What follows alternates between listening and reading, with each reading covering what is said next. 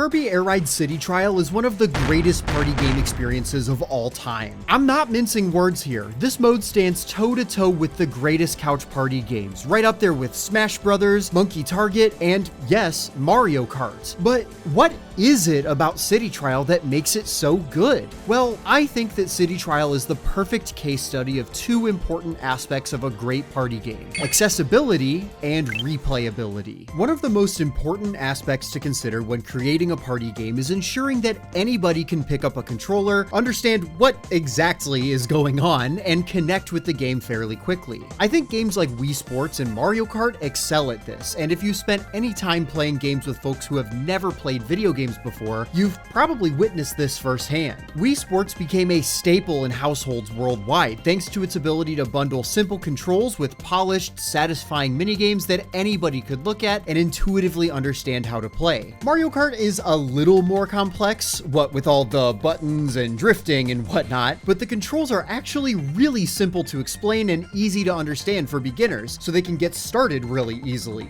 It also helps that Mario Kart adds accessibility mechanics like auto acceleration, smart steering, and automatic drift, so players who are maybe a little younger or totally unfamiliar with gaming can easily pick up a controller and hold their own fairly quickly. Kirby Air Ride is also a racing game with simple controls, almost to a fault. Your machine is automatically propelled forward, and you can use the control stick to steer and the A button to brake and boost. When you hold the A button, your machine stops and charges a boost, and then when you release the button, you'll boost forward. In Air Ride, the game's primary racing mode, this is used to slide around corners, charging up a boost, then releasing that boost once you round the corner to propel yourself forward. This squeeze and release gameplay, as the game's director Masahiro Sakurai describes it, came about as a desire to boost the fun factor of the risk and reward found in many other racing games' drift mechanics. This control scheme is very simple and very easy to understand, making it perfect for beginners. You won't have to explain what every button does to a new player. The A button does it all, including items and activating boost panels. There's a bit more nuance, like the need to shake the stick to spin attack or charge up certain copy abilities, and the differences in gliding versus ground travel, but ultimately, Kirby Air Ride aims to streamline the controls of a typical racing game into a simple one-button scheme that allows more players to get in on the action. So, how does City Trial differ from the main racing mode? In City Trial, the players are dropped into this map to create the best vehicle build possible by scrounging up ability patches within the time limit. Once time is up, you're thrust into a stadium, whether a race, a destruction derby, etc., and the player who wins this stadium wins the trial. City Trial takes these racing mechanics and recontextualizes them into a big open sandbox arena where players get to test out these controls in a fairly safe environment while they power up their vehicle and explore. You can race around, get used to the controls, and get acclimated to the boost system in this big open city with tons of areas to drive around casually.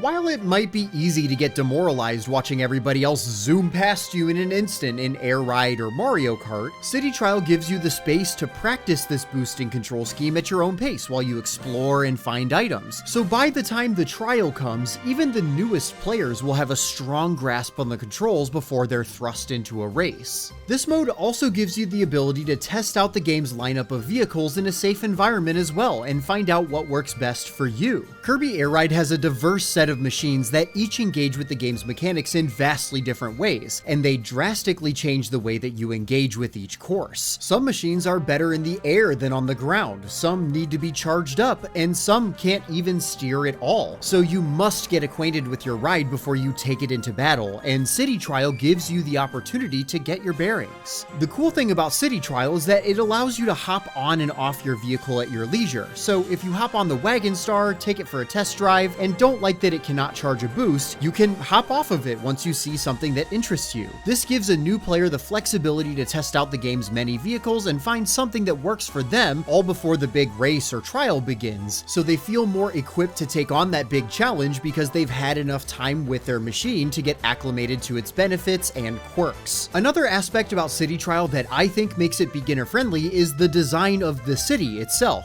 This map, this gloriously strange mashup of different biomes, is the perfect playground for players to explore and find vehicles and power-ups. While it might look weird that this map has a lush green forest next door to a volcano, the aesthetically distinct areas of this map are helpful to new players since you can easily remember where you are are or where you've been.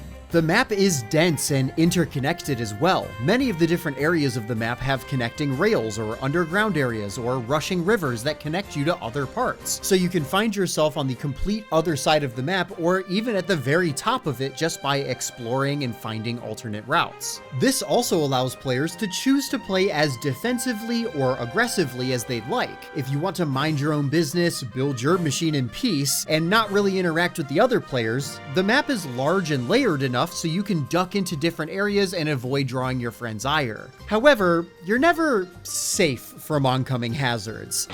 Oh shit! Oh my... The map is small enough where you'll regularly see other players, so playing defensively will always require deliberate action in avoiding the battles and sneaking by enemy players to grab power-ups while they aren't looking. On the other side of that coin, playing offensively is rewarded, but inherently risky, as you stand to lose a lot when your vehicle's destroyed. So, as a result, you're often presented with opportunities to fight, but you have to intentionally choose violence. Combat is optional and not always the best choice, and beginners get to explore and use the map to their advantage to choose whether they want the smoke or not. While Kirby Air Ride is a really simplistic racing game, it is pretty unorthodox. City Trial allows new players to learn the game at their own pace, encouraging experimentation and learning within all of its nooks and crannies. However, getting players into the game is just one thing, but hooking players, making them yearn for more rounds of your party game, is another. How does City Trial accomplish this? Replayability is a critical attribute of a good party game. If a game rests too much on its novelty, you might enjoy it for the first few rounds while everything is new, but as time goes on, you might find yourself less interested in coming back when the novelty has worn off. A truly great party game is like a canvas, providing players with a framework that their input paints uniquely each time, so it remains fresh and fun for years. For example, no two matches of Smash Bros. Are ever the same, thanks to the diverse selection of characters, stages, and items available that make every game feel unique. Smash manages to have a low skill floor thanks to its simple controls and unique character designs, but it also has a high skill ceiling, so the game evolves with you as you get better, ensuring that players of all skill levels, whether they have 0 hours in the game or 1,000, can always have a fun time. City Trial is no different. It's an infinitely replayable experience accomplished masterfully through a combination of its systems that make each game unique and raise the skill ceiling much higher than you might think. First, the patches. The patches can improve your vehicle's stats, including your speed, turning, gliding, charge, boost, health points, offense, defense, and weight. The effects of these patches can be felt very quickly. After just getting 1 or 2, your vehicle's turning radius or charge time will noticeably improve. If you're diligent in stacking multiple patches of a specific attribute, you'll feel these effects as you drive throughout the map. This, paired with the game's diverse selection of vehicles, opens up a world of opportunity for extremely unique builds from game to game. With the right patches, you could turn any vehicle into a viable powerhouse, tailored to your tastes. You can play to a vehicle's strengths by powering up the glide and the wing star, for example, or you can patch up a vehicle's weaknesses by giving a formula star turn patches to make it actually kind of usable. Some vehicles, like the rocket star or the bulk star, can be difficult to use since they require charging time to boost forward or even move, but get enough charge patches and you've unlocked new potential for these vehicles. City Trial doesn't just help you learn each of the game's vehicles, it also encourages you to patch them up to your tastes and see how much mileage you can get out of them. Every round of City Trial is different. The vehicles available throughout the game differ each time, and they can despawn fairly quickly, so don't miss your chance to get a good one. There are also events that can occur randomly that add to the hectic energy. This can range from really fun and interesting events that add points of interest that players rush to destroy and reap the rewards, to events that either barely impact the game or straight up inhibit your ability to compete properly. These add a lot of variety, mostly for the better, that players can use to their advantage to improve their build. There is one mechanic that adds a bit of surprise to the game that I don't like, and this might be controversial. It's the legendary machines. If you don't know, City Trial has 2 legendary vehicles, the Hydra and the Dragoon, that can only be obtained when a player gathers all 3 pieces of one of the machines. The mood of the game changes entirely when one of these is created, from the cutscene of the machine forming to the new music, but it also is because the other players know that this means that the game is over. Both of these machines have insane stats and powers that put every other vehicle to shame. The Hydra has some insane speed, decent handling, and health so high that it goes off the screen. But the real benefit is that it can one-shot most vehicles just by running into them. So destruction derbies are decided before they can even begin. The Hydra does have the drawback that it needs to be charged. The Dragoon, on the other hand, is fast and can fly basically anywhere it wants with no drawbacks. So most events are easily won with this machine. I think this undermines the competition of City Trial in a way. I think the true fun is seeing how everybody makes use of their own little strange concoctions of vehicles that they made, and to come through with a machine that trivializes the competition kind of deflates the whole experience. These machines are not easy to get, but they're not hard enough, I'd argue. I think the best rounds of City Trial happen when these don't show up and everybody competes with the vehicles they worked all game to soup up. Once your time is up in the city and your machine is solidified, it's time to test it out in the stadium. The final stadium event is random, and you don't know what event you'll be partaking in until it starts, unless if you catch the stadium hints throughout the city period. These can also straight up lie to you though, so you never really know until you see that title card. The events vary, both in their application of the vehicles and their quality. I think the single races are the best, which probably doesn't come as a surprise since this is a racing game. In a single race, you can apply your vehicle's build to the best of its ability, whether that's flying over the stage or boosting around corners like crazy. Or, if you went with an offense-defense build, you could just try to kill everyone before they reach the end so you win by default. As you reach further into the game's list of stadiums, they start to get less expressive though. Drag Race is essentially the same as the standard race, but with no corners. So,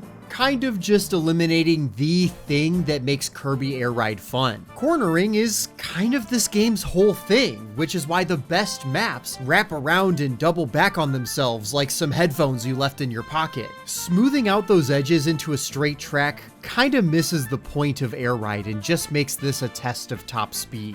There are events like Destruction Derby and Kirby Melee that are tests of your combat abilities, and High Jump and Air Glider test your gliding capabilities. These basically just measure which build can glide the highest or the farthest with minimal player input. The combat stadiums are a little bit better since a weaker build can still pull it off with better execution. Target Flight is the best gliding stadium in my personal opinion because it requires skilled input to hit the correct target instead of just testing raw flight power. In fact, it's fairly possible to overpower your vehicle, making it almost unwieldy in the stadium. I think Target Flight is up there with Single Race as one of the best stadiums. Versus King Dedede, however, is easily the worst. I see what they were trying to go for. The goal was to create a cooperative yet competitive event where you want to be the last man standing when the king falls, but it rarely ends this way. Instead, it feels like a waste of a build as everybody is thrust into a weird team event where that competitive energy between players is thrown out the window. Thankfully, Versus King Dedede is the rarest event in the game, but it's a major vibe killer every time it shows up. This variety in stadiums forces players to stay on their toes throughout the game. If you're bulking up on top speed patches and you've got one of the fastest vehicles in the game, you can't just rest easy and know that you're a shoo-in for the victory. The event could be a Destruction Derby and your house of cards has come crashing down. There's an argument to be made that this might make things a little too random, where you spend all that effort building up a vehicle just to get the rug pulled out from under you by the event. That can make things feel like a bit of a waste. I think the best stadiums allow for enough player expression so they can play to their build strengths, whether that's speed, flight, or combat, but not every stadium allows for this. Thankfully, City Trial is customizable enough to circumvent these problems. The best party games are often malleable, able to fit into social situations or groups in a way that works best for them. They have to have structure, of course, but ideally that structure can be molded a bit to fit your group's tastes. This often comes in the form of customization options like Smash Bros. Item customization or Mario Party 4's custom minigame set. Kirby Air Ride allows you to increase or decrease the amount of time you play in the city so your builds can get better with more time, or you can decrease the downtime with a shorter time limit. You can also turn off those city events if they're too hectic for you.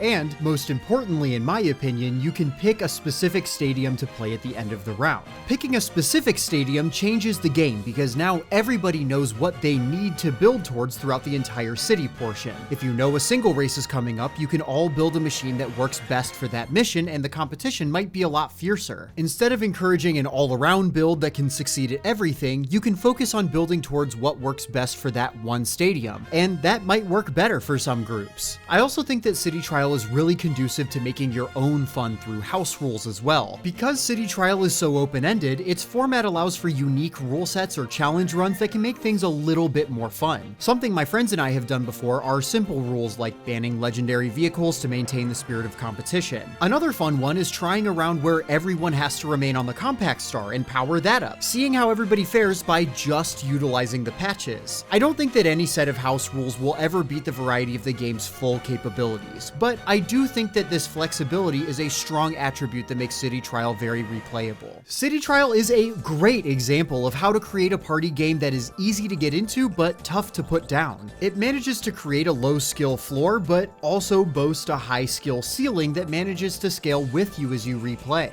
It encourages you to learn Kirby Air Ride's mechanics in a new yet comfortable setting where you can engage with its vehicles and controls in a manner that I'd argue makes them more enjoyable than the base Air Ride mode does. It's a feat of party game ingenuity, and to this day, nothing has really come close to capturing that same charm, although that might be changing pretty soon. Thanks for watching. I hope you have a great rest of your day.